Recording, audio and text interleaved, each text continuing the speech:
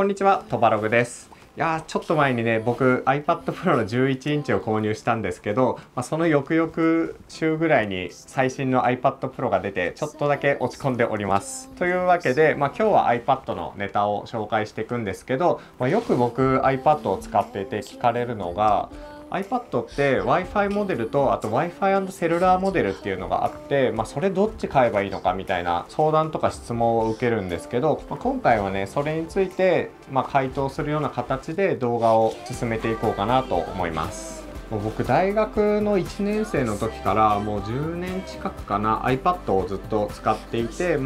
どんどん買い替えながら今使っているんですけど、僕個人の意見としてはもう本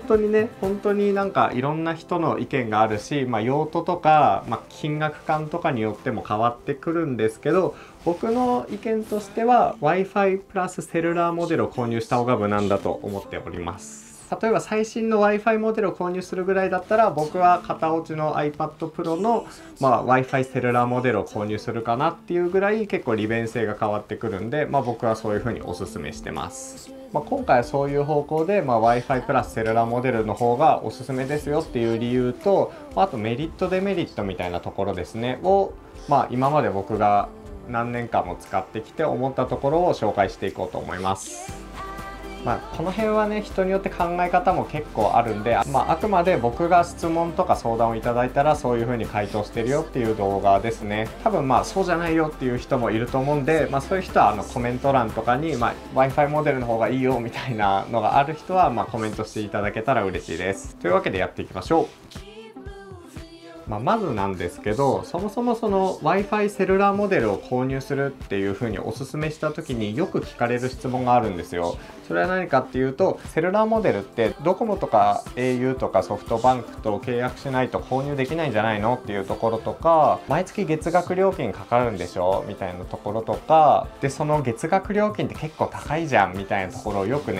そういうことを言われたりするんですけど、結論として、SIM フリーモデルは Apple Store でも購入できるし、量販店でも確か一部店舗で確か購入できたはずだし、あとはねジャンパラとかソウマスとか中古ガジェットショップでも購入できるんで、必ずしも契約が必要ってことではないです。であと月額料金についてなんですけど、確かにSIM カードを契約していると、月額料金はかかってしまいます。ただ家で使うだけとか、あと大学とか会社の Wi-Fi に接続して使うっていう人だったら、基本的に SIM カードの契約はしなくても大丈夫なんで、その場合は月額料金はかかりません。 SIM を契約したら結構月額料金高いんじゃないのっていう風に言われると思うんですけど、確かにその au とかドコモソフトバンクとかのキャリアと契約すると割と高めではあるんですけど、最近はもうプリペイド SIM の安いやつとか、あと格安 SIM みたいなのもいっぱいあるんで、そういうのを使えば月額数百円から運用できるなと思っています。早い遅いとか結構ね時間帯によってあるんですけど、安さだけを求めるんだったら僕は190パッド SIM っていう日本通信が出してる使わない月は190円で運用できる SIM を使っていたりするんで、そういう感じで結構ね意外と安く運用できるんですよね。というわけでまず前提として、金額月額料金とか必ずしもかからないし、契約しなくても使えますよっていうことを今お伝えしました。ここからはメリットデメリットみたいなところとか、どういうシーンで Wi-Fi セルラーモデルって Wi-Fi モデルと違って使いやすいのみたいなところをちょっと紹介していこうと思います。まずメリットですね。僕的には本当にもうメリットしかないと思ってるんですけど、まずはシームレスでどこでも基本的にネットが接続できるっていうところですね。メリットって言ったらほぼこれです。でそれに付随して、eSIM とか Apple SIM みたいなのも使えるし、プリペイド SIM も刺さるよっていうところですね。意外とこれ知られてないと思うんですけど、 Wi-Fi プラスセルラーモデルだと GPS を中に搭載してるんですよね。だから地図アプリとかを使う時とか、より詳細な場所が分かるとか、あとなくしてしまった時に iPad がどこにあるのかがより正確に分かりやすいみたいなところがあったりします。じゃあそれぞれメリットについて紹介していこうと思うんですけど、まずはもうすぐネットに接続できるっていうところですね。さっきも言ったんですけど、僕はこれ日本通信の SIM を挿していて、基本的に今家にいる時は自宅の Wi-Fi で使っていて、で外に出る時にはもうこれ単体でパッと持ち出して、これでブラウジングしたりとか YouTube 見たりとか音楽聴いたりみたいなのができるようになってます。でこれを言うと必ず言われるのがWi-Fi ルーターとかを一緒に持ち出せばいいじゃんじゃんとか、スマホがあればテザリングできるから別に iPad 単体で SIM いらなくないみたいな話もよく言われるんですけど、これもうね使ってみると分かるんですけども、利便性とか機動性全然違います。だってもう iPad をこうやって開いた瞬間にすでにネットにつながってる状態なんですよね。スマートフォンって基本的にはそうだと思うんですけど、 Wi-Fi 単体モデルの iPad だと iPad をこうやって開く前にスマートフォンでこうテザリングの設定をオンにしたりとか、あとポケット Wi-Fi ですね。ポケット Wi-Fi を持ってたらもうそれを持ち出すためのカバンも必要だし、それでこうやって電源を入れたりして、でこっちと接続するのをだいたい1、2分ぐらい待ってからやっと使えるっていう感じなんですよ。でしかも Wi-Fi ルーターもiPhone も電池の減りがテザリングすると割と速くなったりとか、そもそもポケット Wi-Fi だと充電するの忘れたみたいなこともあったら、外で使えないっていうこともあるんですよね。意外とこうやって聞くとそんなに別に変わんないんじゃないかって思うんですけども、これ単体で使い始めたら結構もうそのメリットというか、これ単体の便利さには勝てないと思います。例えばこれツイートしようみたいなのでこうやって Twitter 開こうとしてもWi-Fi に接続してなかったらネットにすらつなげないわけじゃないですか。そうなるとポケット Wi-Fi をこうやって取り出して一時電源をオンにしてみたいなのちょっとめんどくさい。そういうね小さいめんどくさいが積み重なって iPad あんまり使わなくなっていくんですけど、セルラーモデルだったら意外ともうスマートフォンのでっかい版みたいな感じなんで、普通に持ち出してサクッと使えるっていう感じですね。このシームレスさっていうのがめちゃくちゃ恩恵を受けています。あとはその流れで言うと、例えば iPhone でこうやって iPad と接続した時って、iPad の方が充電持ちがいいんで iPhone の充電が結構みるみるうちになくなっていくんですよね。そういうのもちょっとストレスで iPad 使わなくなるっていうこともあるんですけど、 iPad の Wi-Fi セルラーモデル自体はこれ自体に SIM カードが入るんですよ。だからこっちで例えばちょっと旅行行った時に PC をテザリングしたいっていう時は iPad をポケット Wi-Fi 代わりにして PC を接続して、ネットにつないだりとか仕事したりっていうのもできるんですけど、かなりねやっぱり電池持ちがめちゃくちゃいいんですよね。 iPad って交渉10時間ぐらい電池持ちがあるんですけど、かなり iPhone と比べ物にならないぐらい充電が持つんで、そういうところもやっぱりかなり便利かなと思っています。Wi-Fi セルラーモデルはめちゃくちゃ便利なのって、僕海外旅行によく行くんですけど、海外旅行ですごい使いやすいんですよ。例えば空港でプリペイド SIM を購入したりとか eSIM で契約してもいいし、そういうので契約するともうこれ単体で使えるんで、これで地図を表示して、その Airb の先に行ったりとか、電池持ちがめちゃくちゃいいから現地で充電できないっていう時でも、スマートフォンを使うより、iPad を使うみたいなこともできるし、そういう時にねやっぱり結構便利なんですよね。で最悪 iPad に SIM カードを挿しておいて iPad からスマートフォンにテザリングをしてスマートフォンでこうやって場所を調べたりとか、そういうのもできるし、結構ね、ポケット Wi-Fi 代わりとしても使えるし、バッテリー持ちもいいし、めちゃくちゃ旅行向けな端末なんですよね。でこれが Wi-Fi モデルだとここまで使い勝手が良くないというか、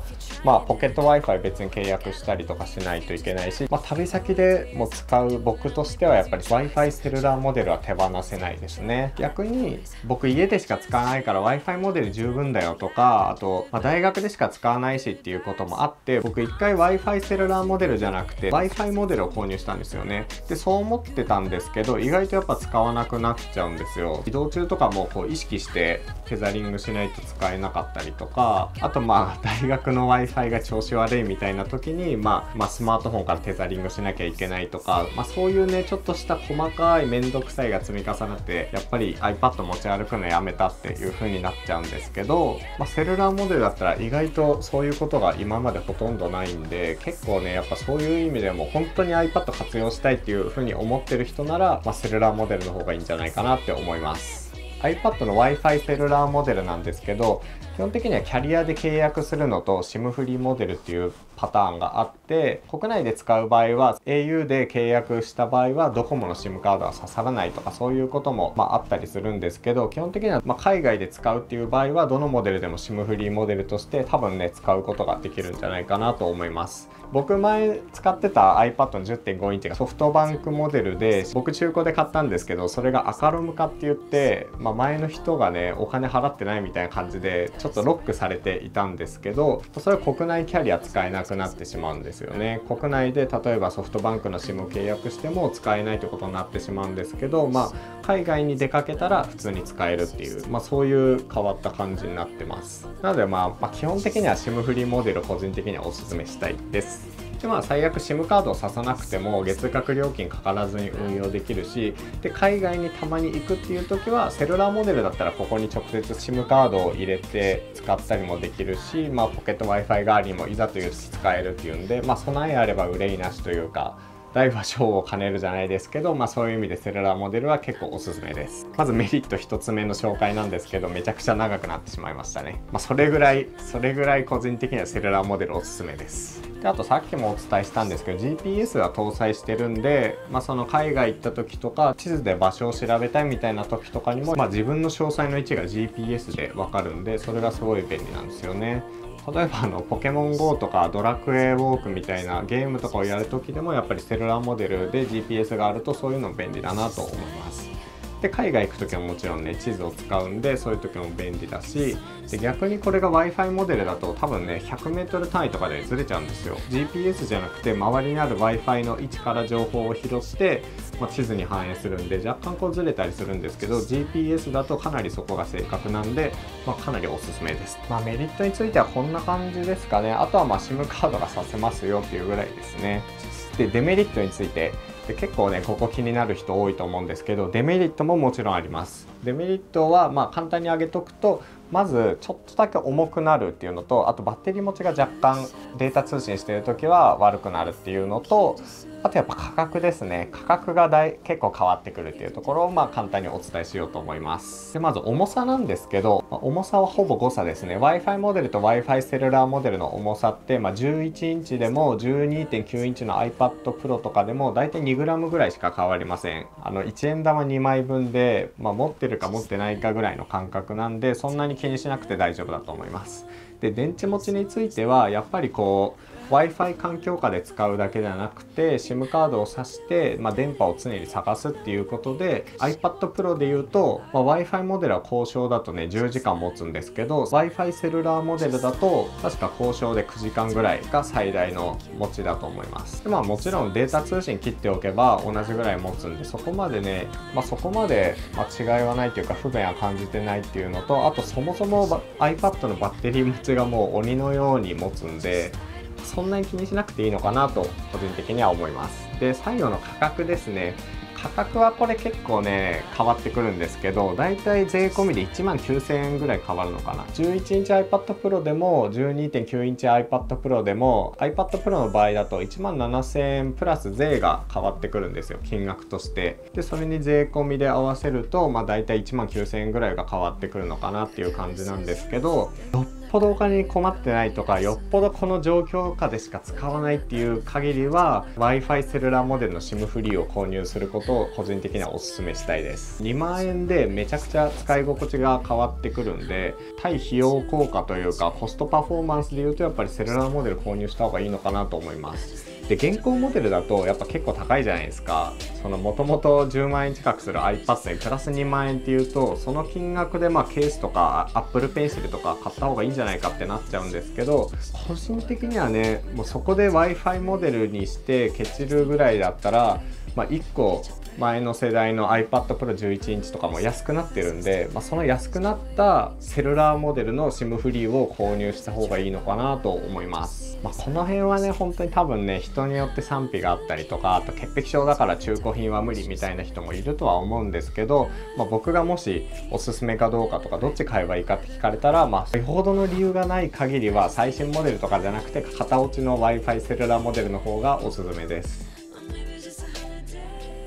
はい、というわけで結論は冒頭でもお伝えしたんですけど、もし iPad を購入する予定があって、それで Wi-Fi モデルにするか Wi-Fi セルラーモデルにするか悩んでるんだったら、トバログ的には、Wi-Fi セルラーモデルがおすすめですよっていうことを紹介してみました。